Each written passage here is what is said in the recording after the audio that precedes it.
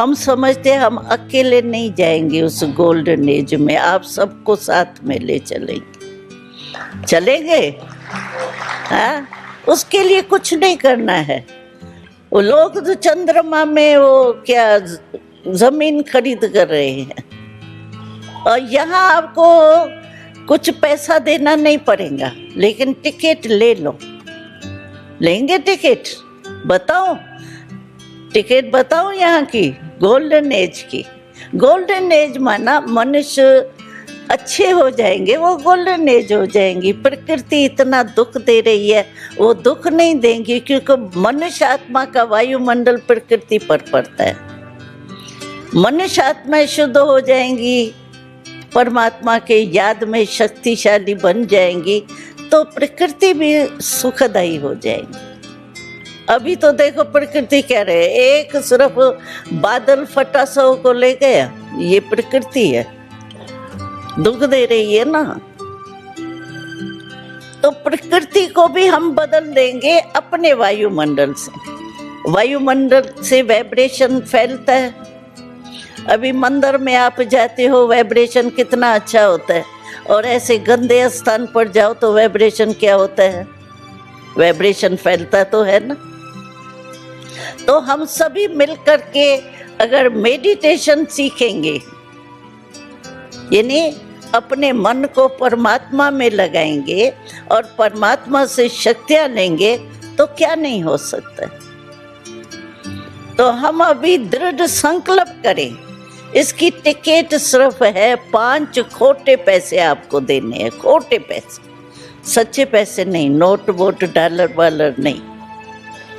खोटे पैसे कौन से है पता है आपको? है आपके पास खोटे पैसे?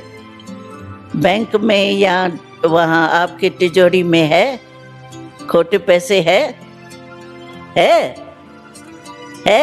कहाँ है? मन के जेब में है। मन के जेब में ये खोटे पैसे है। एक बारी हम राखी बांधने गए ना, तो एक ऑफिसर थे, उसने कहा बहन जी आपको कुछ लेके जाना है, ऐसे नियम होता है हमारा। हमने कहा हम खाली हाथ तो जाएंगे नहीं, लेकिन हम जो कहें वो आप हमको दियो।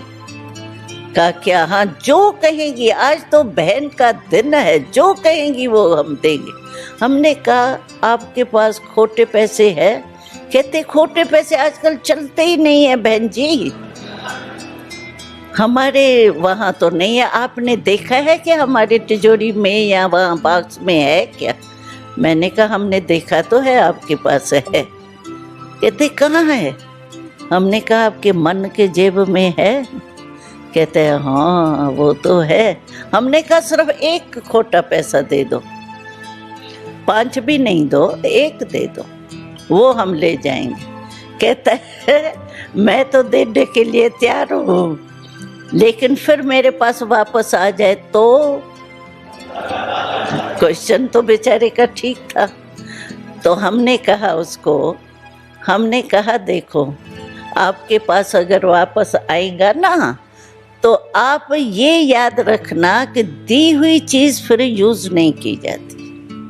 कभी किसको कोई गिफ्ट दी जाती है, गिफ्ट दे देते हैं, तो वो फिर यूज़ करते हैं क्या? करते हैं? नहीं करते हैं ना।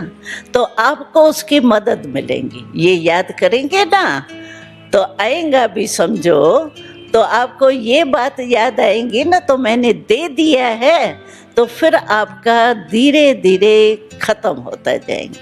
कहाँ ये ठीक है। तो आप भी 5 ही खोटे पैसे नहीं दो तो 1-2 तो दे दो भाई, यहाँ आए हो तो कुछ बहनों को दे के तो जाएंगे ना।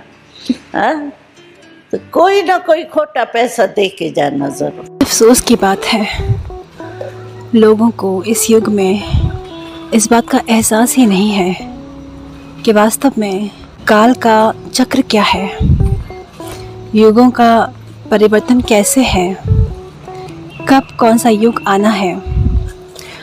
हमारे पुराणों में, धर्मशास्त्रों में मध्यकालीन मिलावट के द्वारा जो कुछ पेश किया गया, हमने उसी पर आंख बंद करके यकीन कर लिया। और हम आज भी यही सोचते हैं कि शायद कलयुग अब भी बच्चा है और लाखों लाखों करोड़ों साल अब भी शेष है।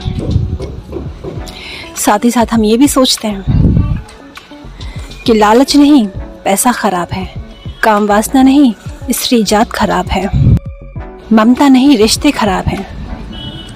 हमारे सारे कॉन्सेप्ट, हमारी सारी परिभाषाएं, सब कुछ विखंडित और विशृंखलित हो चुके हैं। विकार किसमें है, खराबी क्या है, कर्तव्य क्या है और बंधन क्या है, इसकी हम ठीक से समीक्षा नहीं कर पा रहे हैं। और इसी मदहोशी में कि जो लिखा गया है उसी को रट लेने से हम ज्ञानी हो जाएंगे और ज्ञानी हो जाने से ही हमारा उद्धार हो जाएगा। हम फूले नहीं समाते हैं, जबकि असलियत से हम बेहद बेहद दूर हैं। आपको आभास ही नहीं है कि सतयुग बेहद करीब है।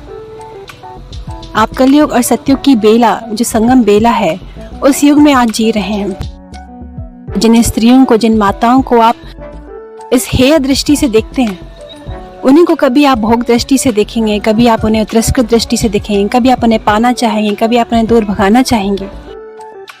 आप कब तक उन्हीं को टारगेट करते रहेंगे, जबकि वे ही आज फिर, इस बार फिर, एक बार फिर इस युग में एक अहम भूमिका निभा रही हैं। इस युग के परिवर्तन में, सहयोग देने में, सतयुग के आने में। अपनी आंखें खोलिए और सत्य से रूबरू होइए। मेरी शुभकामनाएं आपके साथ हैं।